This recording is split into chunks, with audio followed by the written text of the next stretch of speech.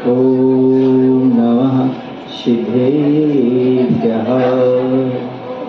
जय श्री ओम नमः सिद्धेभ्यः। कारणमुक्कारम् अर्हन्ताणादेव सिद्धम् आर्यवज्झायाणं लोयं ये सौशाहुडं लोयं ये सौशाहुडं। परमेश्वरी भगवान की, देवादिदेव श्री महावीर भगवान की, आचार्य कुंद महाराज की, आचार्य गुरुदेव भगवान श्री विद्यासागर जी महाराज की, परम पूज्य मुनि संघ की, साक्षात राधा एक सारथी उत्तम सागर जी महाराज, बुद्ध सागर जी महाराज की, समस्त आचार्य संघ की। कमल, आप लोग जब भगवान की पूजन करते हैं, विनय पाठ पढ़ते हैं, तो उसमें आप लोग एक पंक्ति बोलते हैं। उस पंक्ति को आप बहुत अच्छे से ध्यान दें। पूजन करना महत्वपूर्ण नहीं है, पूजन में आप जो विषय पढ़ रहे हैं उसका अर्थ समझना बहुत महत्वपूर्ण है। पूजन वर्षों से कर रहे हैं, उसका अर्थ तो हमें समझ में आना चाहिए कि अर्थ क्या है और क्या कहा जा रहा है। वह पंक्ति आप लोग पढ़ते हैं, शत्रु मित्रता को धरे विस्निर्विष्टा था। मायना म्हणजे ये हुआ कि हे भगवान, आपकी पूजा करने से शत्रु भी मित्र बन जाते हैं और विष भी निर्विष्ट हो जाता है। आप वर्षों से पूजन कर रहे हैं, आपके मित्र बड़े हैं कि शत्रु बड़े हैं? जब से आप धर्म के क्षेत्र में आए हैं, जब से आप पूजन करना प्रारंभ किए हैं, तब से आपके दुश्मनों की वृद्धि हुई है कि मित्रों की वृद्धि हुई है? किसी सामने वाले से शत्रुता थी वो समाप्त हुई है कि किसी सामने वाले से मित्रता थी वो शत्रुता में बदल गई है? यह आकलन स्वयं को करना है, स्वयं को देखना है, जानना है। पूजन करना अलग है और पूजन पढ़ना अलग है। अभी तक हम पूजन पढ़ते आए हैं, बुरा ना लगे तो एक बात बोलूं, पूजन भी हम शुद्ध नहीं पढ़ पाते। पूजन पढ़ना भी और पूजा करना भी, पूजा पढ़ना अलग है, करना अलग है। साधु परमेष्ठी जो उनके भगवान के गुणों को अपनाते हैं वो पूजन करते हैं, आप मात्र पूजन पढ़ते हैं। पूजन पढ़ना अलग है और पूजन को करना अलग है। उनके गुणों के प्रति अनुराग कितना हुआ तब पूजन करना होगा, और मात्र उनके गुणानुवाद करना ये पूजन पढ़ना हो गया। पढ़ा तो है पर किया कितना? आखिरकार आपने कभी सोचा कि शत्रु क्यों बनते हैं? आपने कभी सोचा मित्र कैसे बनते हैं? कभी विचार किया आपने? मात्र पूजन करने से इतना हो जाएगा क्या कि शत्रु मित्र बन जाएंगे क्या? ऐसा होता ना तो सारी युद्ध समाप्त हो गए होते।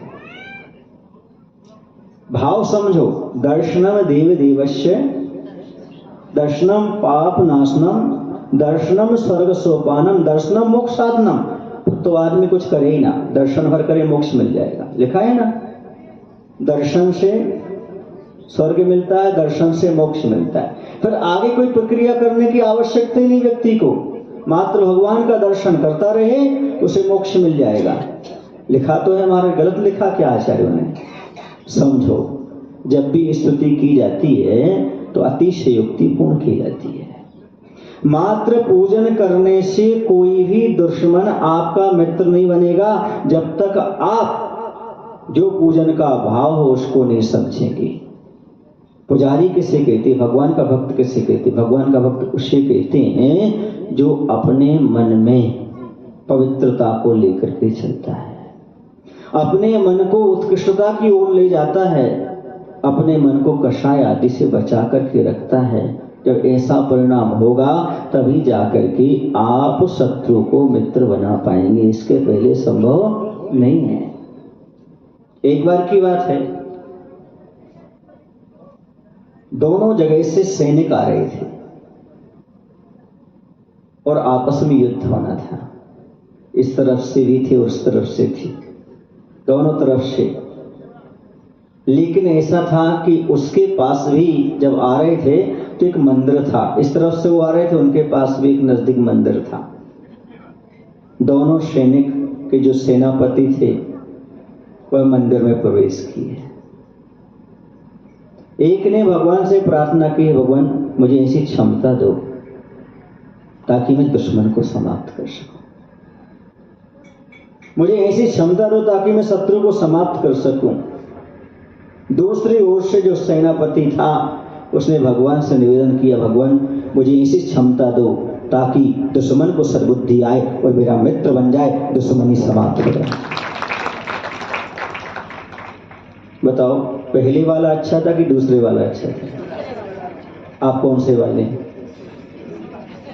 आप तो 16 वाले हैं, अभी 16 पहले थे, आप तो शुद्ध हैं।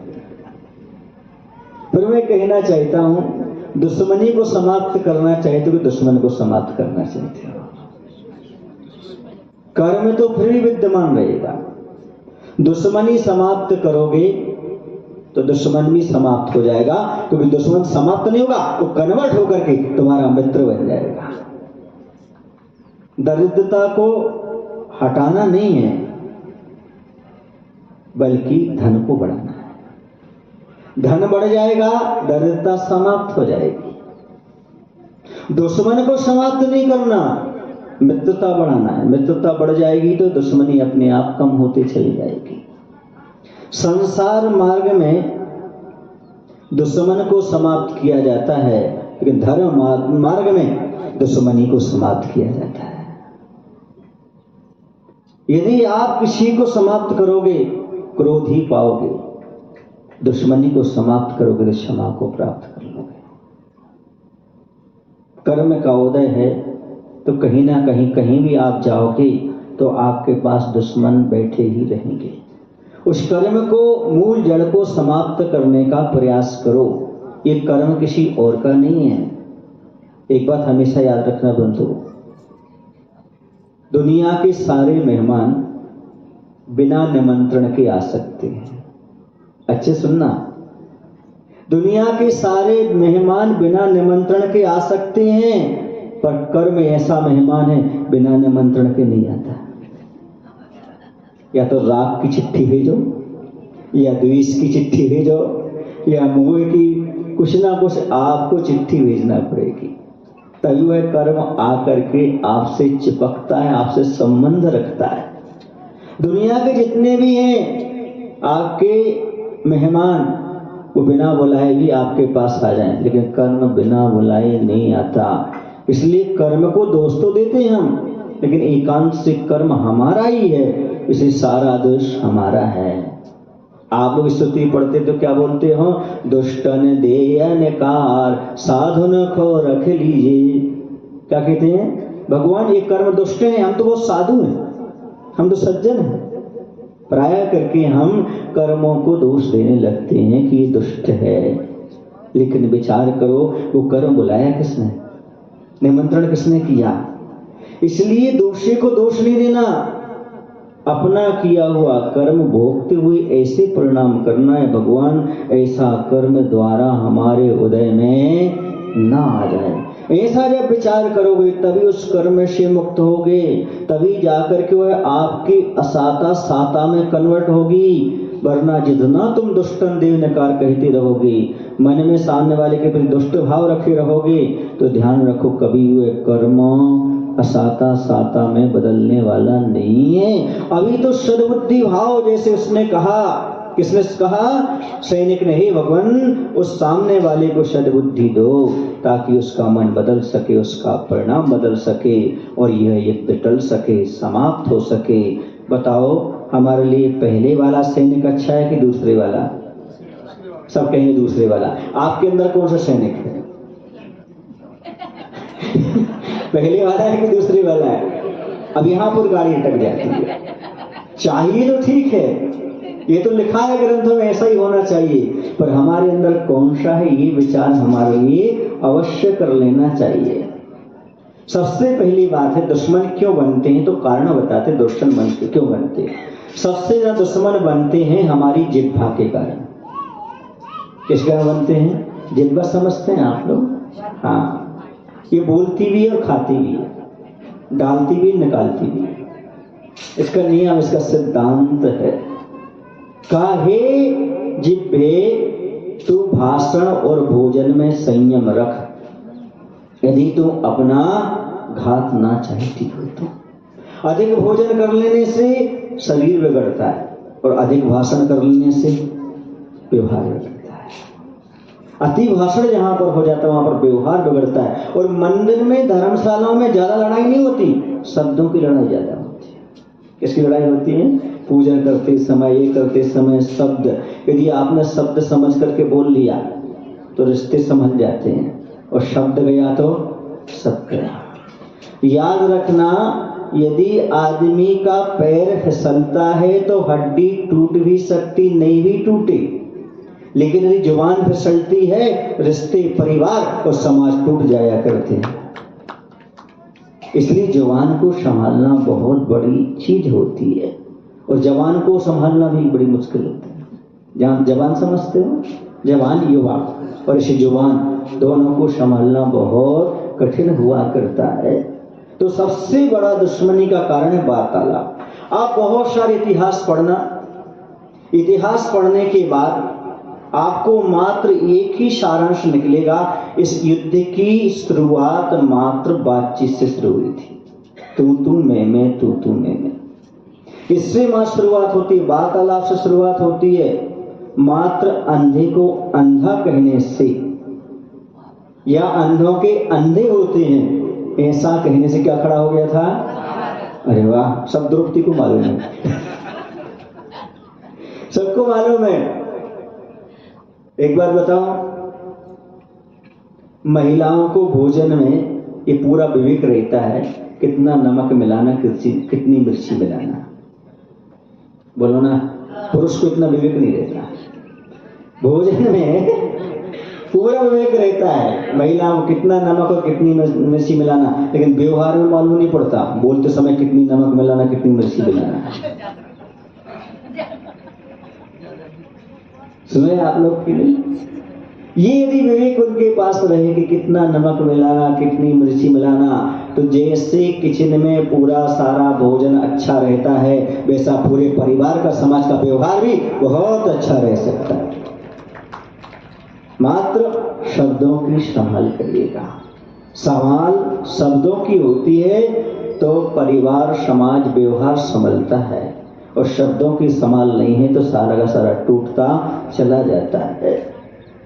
ऐसा कहना, किसी व्यक्ति के लिए ठेस पहुंचाना अपने लिए ही नुकसानदायक होता है। तोता देखा आपने? तोता क्या करता है? मिर्ची खाता है। ये बोलता कैसा है? बोलो ना, मीठा। और इंसान मीठा खाता है। मैं नहीं बोल रही, आप बोल। इससे हमारे दुश्मन तैयार हो जाते हैं। क्यों? क्योंकि शब्द बहुत कटु होते हैं, और शब्द जो हुआ करते हैं वह, याद रखो, कहते गोली का घाव भर सकता है लेकिन बोली का घाव नहीं भरता। आप लोग हर चीज का चयन करते हो, खाने का, पीने का, सबका आपका स्टैंडर्ड है। स्टैंडर्ड है ना? बोलो ना। हाँ, खाने का, पीने का, गाड़ी का, उठने का, बैठने का, बोलने का क्यों नहीं? आपको ऐसा नहीं लगता कि मैं गंदे कपड़े पहनूंगा कोई क्या कहेगा, इसलिए आप अच्छे कपड़े पहन लेते हैं? अरे भाई, इतने बड़े आदमी हैं, पैदल घूम रहे हैं, गाड़ी से चलते हैं। आपके बेडरूम में जाओ तो, आपके ड्राइंग टेबल पर जाओ तो सब मेंटेन रहता है, बड़ा स्टैंडर्ड रहता है आपका। लेकिन किस में कंजूसी कर जाते हैं आप? शब्दों में। एक शब्दों का भी स्टैंडर्ड रहना चाहिए। आपका बड़प्पन आपकी गाड़ी से नहीं है, आपके बगला से नहीं है, आपकी और विशेषता से नहीं है, बल्कि आपकी पहचान आपकी वाणी से है। कुलवान की पहचान होती है उसकी शान में, और विद्वान की पहचान होती है उसकी जुबान में। जुबान से मालूम पड़ता है कि आदमी कितना कुलवान, कितना विद्वान है। यदि हम चाहें तो उस वाणी के माध्यम से अप्रभावना भी कर सकते हैं, उस वाणी के माध्यम से होती अप्रभावना को रोक भी सकते हैं। शब्द ही हैं, यदि हम संभाल करके बोलते हैं तो धर्म की प्रभावना हो जाती है, परिवार का संरक्षण हो जाता है। और यदि वही शब्द हम संभाल के नहीं बोले तो परिवार में झगड़े, समाज में झगड़े खड़े हो जाते हैं। दुश्मन बनाने का सबसे अच्छा रास्ता है शब्द, और मित्र बनाने का सबसे अच्छा रास्ता है शब्द। मधुर वचन से शत्रु भी बन जाते हैं मित्र, बस में करने जगत को, यही है सबसे अच्छा मंत्र।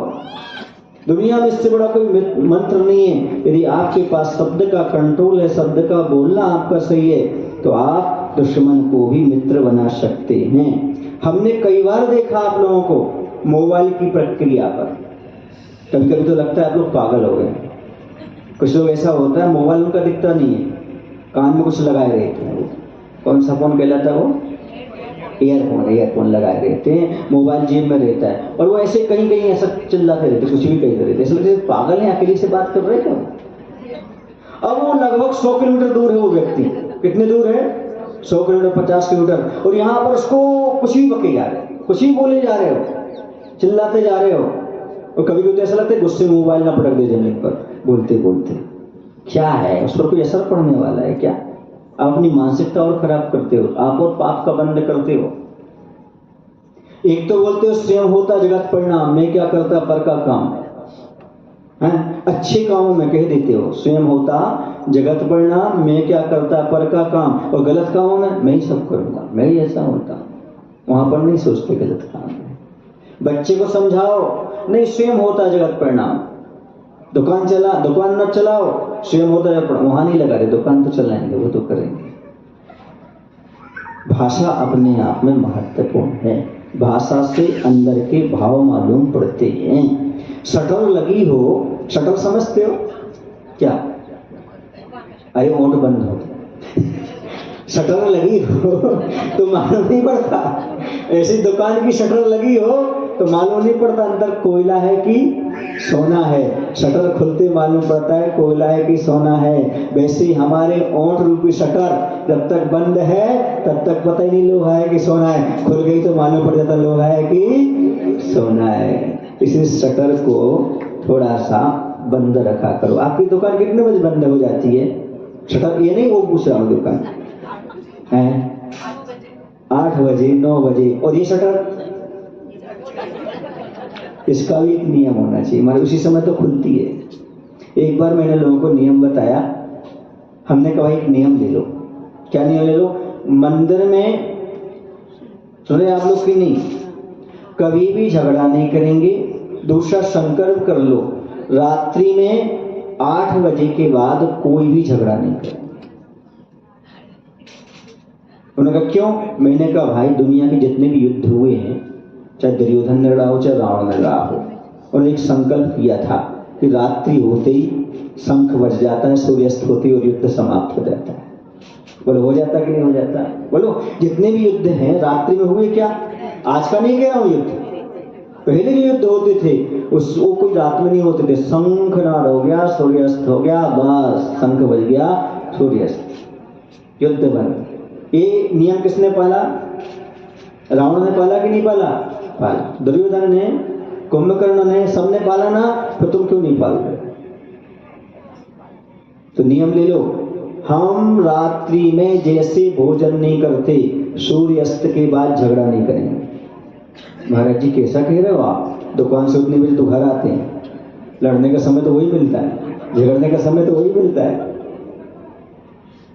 मात्र आप रात्रि में भोजन का त्याग मत करिएगा, बल्कि रात्रि में बोलने का भी त्याग करिएगा। आपके जीवन में सुख शांति आ जाएगी, आपके आदि शत्रुता अपने आप समाप्त हो जाएगी। लेकिन जितनी सारी की सारी प्लानिंग चलती है वो कब चलती है? फुर्सत हो गए, दुकान से आ गए, प्लानिंग चलती रहती है। और कभी कभी तो ऐसा तो परिवार में बैठ करके वही चीज चलती रहती है। तो मेरे कहने का तात्पर्य ये है कि आप क्या कर लोगे। एक बात और बता रहा हूं, दुश्मन बनाने का सबसे अच्छा तरीका है दूसरे के दोष गिनाना शुरू कर दो। जिसके दोष दिखाओगे वो तुम्हारा कल क्या बन जाएगा? दुश्मन बन जाएगा। जिसके भी तुम दोष दिखाओगे, इतना नहीं, बच्चे के भी दोष दिखाओगे वो भी आपसे पन्नी काटेगा और आपको बुरा भला करने के लिए तैयार हो जाएगा। क्यों? क्योंकि ये संसार की रीति है, ये नीति है। इसलिए आप किसी के दोष मत देखें। यदि दोष देखते हैं तो आप दुश्मन को तैयार करते हैं, ये बिल्कुल पक्की हो जाती है। मोबाइल वाला ऐसा लगता है कभी कभी मुझे जैसे वो मेंटल हो, चिल्लाता रहता है, बोलता रहता है, कहता रहता है। आप भगवान की पूजन करते हो, आप सोचो, विचार करो, जिस मुख से हम भगवान की पूजन कर रहे हैं, अर्चना कर रहे हैं, उससे हम गाली क्यों निकालें, अपशब्द क्यों निकालें, निंदा के भाव क्यों रखें? ये कभी आपने विचार किया क्या? इतना विचार हमारे जीवन में आ जाए तो मैं कहता हूं पूजन करना सार्थक हो जाएगी। 3 नियम मैं आपके सामने रख रहा हूं, यदि कुछ अंशों में आप नियम का पालन कर लो तो कर लेना।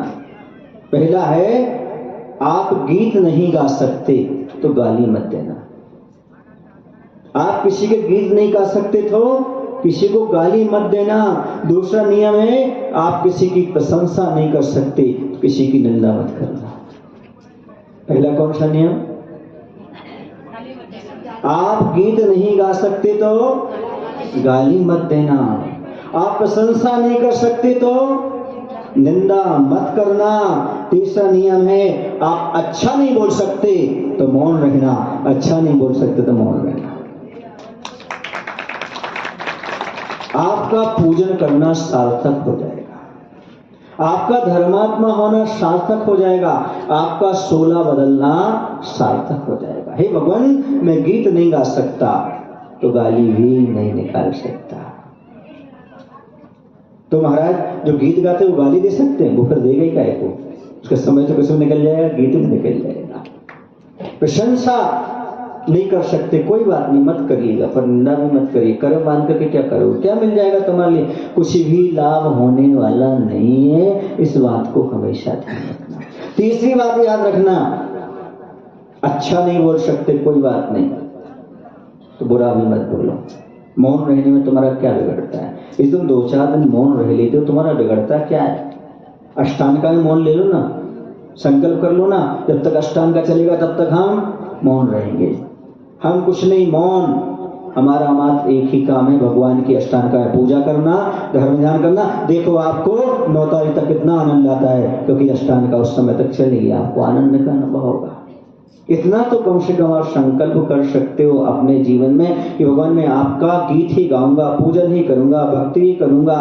मैं अपने मुख से ना तो किसी की निंदा करूंगा और ना किसी की सुनूंगा। मुझे तो मात्र आपकी जो भक्ति है वही सुनाई दे रही है, वही दिखाई दे रही है। ऐसा आप 8 दिन करके तो देखो, अब कितना आनंद आता है। मात्र पूजन करने का आनंद मत लो, कुछ भगवान ने जो गुण अपने जीवन में अपने गुणों को भी अपनाने का आनंद लो। भगवान ने यही लिया। एक बार क्या हुआ, मैंने कुंथनाथ भगवान से पूछा, आपको कहां से मिल गए थे? आप पूछे कहां से मिल गए थे? सपने में मिल गए थे। कहां मिल गए थे? सपने में कुंथनाथ भगवान मिले। मैंने कुंथनाथ भगवान से पूछा, मैंने कहा हे कुंथनाथ भगवान, हम कोई सावक वगैरह किसी की कोई गलती देखते हैं तो बार उससे कहने का मन होता है, समझाने का मन होता है, ऐसा मन होता है। आपको तो सब कुछ दिखता है, आप तो सब जानते हो, आप दुखी नहीं होते क्या? तो उन्होंने कहा कुंतु सागर याद रखो, देखो, जानो, सुनो, पर मुख मत खोलो। इसी में सुखी रहने का राज है, इसी में आनंद का अनुभव है। हो सके तो किसी के जीवन का सुधार करो, कभी किसी के जीवन का बिगाड़ मत करो। समझने का प्रयास करो। धर्म में क्षत्रियों का है, तराजू से तोलने का नहीं है। धर्म किसका है? क्षत्रियों का। क्षत्रियता अपनाने के लिए वीरता चाहिए पड़ती, क्षमा चाहिए पड़ता, शौर्य चाहिए पड़ता है।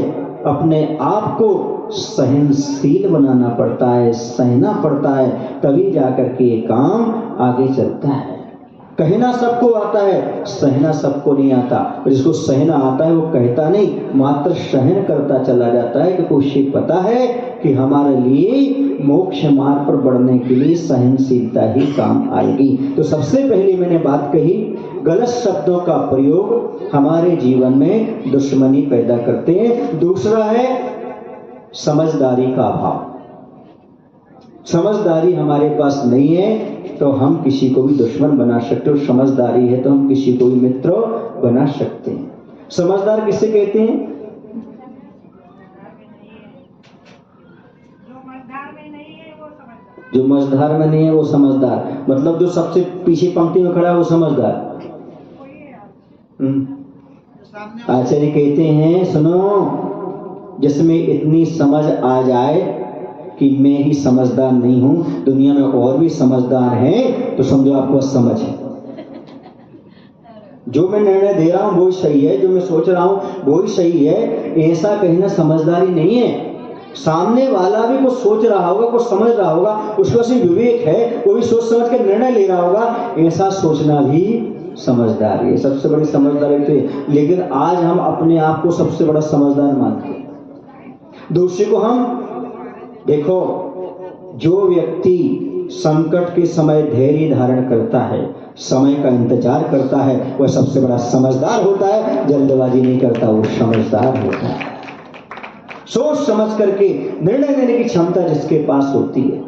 आप लोग बहुत जल्दबाजी कर जाते हो, पूजन करते समय किसी गलती टोकना शुरू कर देते हो। अरे भैया, टोका सो टोका, अब ने टोकियो। टोकियो तो जापान की राजधानी,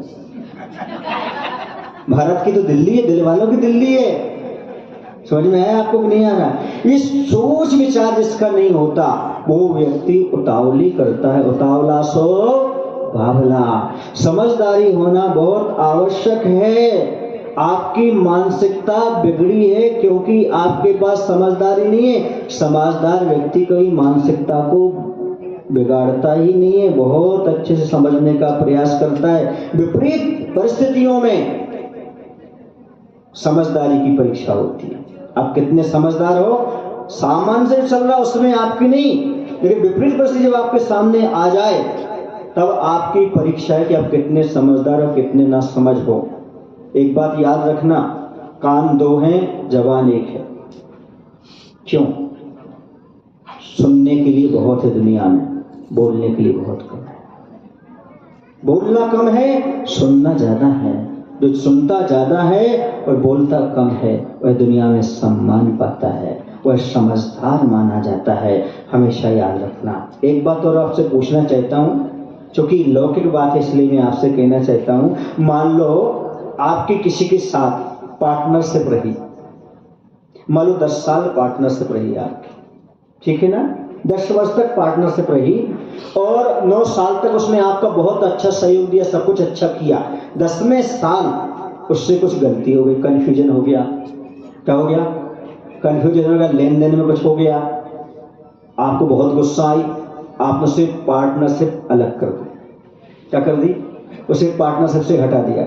लेकिन अब क्या होता है, कोई दूसरा व्यक्ति आपसे पूछता है, भाई उस सामने वाले व्यक्ति ने आपसे आपके साथ 9 साल तक पार्टनरशिप रही, वो कैसा आदमी? आप क्या जवाब दोगे? क्या जवाब दोगे? धोखेबाज है, अच्छा नहीं है। पर 9 साल तक पर अच्छा कैसे रहा? प्रश्न ये उठता है 9 साल तक आपको समझदार नजर आया, अच्छा नजर आया, आज एक बात में तुमने ऐसा कह के ना समझ हो गया है? मैं कहता हूं यदि आपकी पार्टनरशिप भी टूट जाती है, कहना भैया वो बहुत अच्छा आदमी था, ऐसा हो गया इसलिए हमारी पार्टनरशिप टूट गई, लेकिन मैं उसके लिए गलत नहीं कह सकता। कैसे भाव आपके अंदर प्रकट नहीं हो सकते क्या? तो कैसे आप शत्रु मित्रता को धरिए मत, पंक्ति पढ़ने से काम हो जाएगा क्या? पूजन करने से काम हो जाएगा क्या? बोलो ना। इस बात को हमेशा अपने जीवन में ख्याल रखना चाहिए शब्द बोलते समय। अच्छा ही बताओ, यदि माइक पर किसी की प्रशंसा करना हो तो आपको सोचना पड़ता है कि निंदा करना सोचना पड़ता है? अभी हम बोलते हैं आपके लिए कि आप थोड़ा विधान के बारे में बोलो, आपको डायरियाँ खोलना पड़ेगा, तैयार करना पड़ेगा, कहाँ से मैटर खोज, और किसी की बुराई करना हो तो कोई मैटर नहीं, आप 2 घंटे लगातार बोलते रहेंगे। गलत बोल रहा हूँ कि सही बोल रहा, बोलो। और यहाँ पर बिना पर्चा के नहीं बोल पाएंगे आप, पर्चा देंगे, आदरणीय महोदय फलाना ढिकाना, मतलब हमारी कितनी वीकनेस है। हमारे लिए प्रशंसा के शब्द बहुत कम मिलते हैं। किसी गुण को मतलब प्रकट करना हो तो बहुत बहुत बहुत सोचना पड़ता है, और किसी की आलोचना करना हो तो फटाफट फटाफट फटाफट एक के बाद कैसे आपको शब्द आते हैं हमें समझ में नहीं आता। हम भगवान के भक्त हैं, विचारणीय बिंदु है, चिंतनीय बिंदु है कि हमारे जीवन में शब्दों की संभाल कैसी होना चाहिए। समझदारी के बिना हम शब्दों की संभाल भी नहीं कर सकता। रहना शब्दों की संभाल भी समझदारी के साथ ही होती है। हमें कहाँ किस अवसर पर क्या बोलना ये आना चाहिए। किसी ने लिखा है बोलना तो आदमी को 2 साल में आ जाता है, पर क्या बोलना चाहिए इसके लिए 20 साल लग जाते हैं, 100 साल लग जाते हैं। बोलना सबको आता है, पर कब क्या बोलना ये यदि हमारे पास समझदारी है तो हम सब कुछ अपने जीवन में कर सकते हैं। तो समय हो रहा है, अभी एक ही बात पर हमने बात कही, 2 बात पर, एक शब्दों की संभाल, दूसरी समझदारी। बिगड़ी हुई मशीन को सुधारने के लिए फोड़ना नहीं पड़ता, उसे मैकेनिक के पास ले जाकर के सुधरवाना पड़ता है। इतना ध्यान रखना चाहिए। हमारे पास इतनी बुद्धि नहीं है कि हम उस घड़ी को सुधार सकें, तो उस घड़ी में इंटरफियर मत करो। वो घड़ी जो सुधार सकता है उस घड़ी को उसी के पास सुधारने का काम दीजिएगा। हर कोई मशीन को सुधारने लगेगा, घड़ी को सुधारने लगेगा तो घड़ी की तो हालत ही बिगड़ जाएगी। घड़ी मैकेनिक के पास ही होती है, उसको निर्माण करने वाले के पास होती है। इसका हमेशा याद रखना चाहिए। बिगड़ी हुई बुद्धि को सुधारने का प्रयास करो, घड़ी को सुधारने का प्रयास मत करो। बोले महावीर भगवान की जय। आचार्य विद्यासागर जी महाराज जी की जय। बोलो हे प्रभु, बोलो हे प्रभु, हमें इतनी शक्ति, इतनी बुद्धि, बोलो ना, इतनी समझ अवश्य दें कि हम अपने जीवन में शब्दों की संभाल कर सकें, और हो सके तो व्यक्ति के गुणों को देखने का प्रयास कर सकें। नमस्ते। प्रभु देव तुम्हारे पवित्र मुख से निस्तृत जो सी दरवानी, जग जन